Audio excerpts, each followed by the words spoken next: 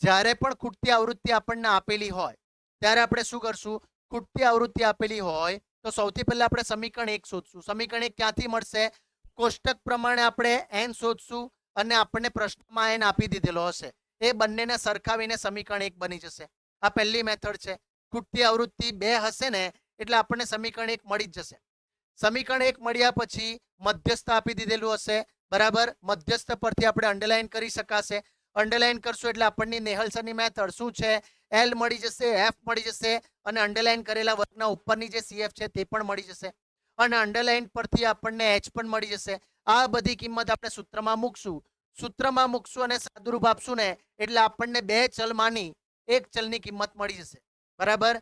અહીંયા આપણને કોની કિંમત મળશે? બેમાંથી કોઈ પણ એક ચલની કિંમત મળશે, ક્યાં તો એક્સ ની ક્યાં તો વાય ની.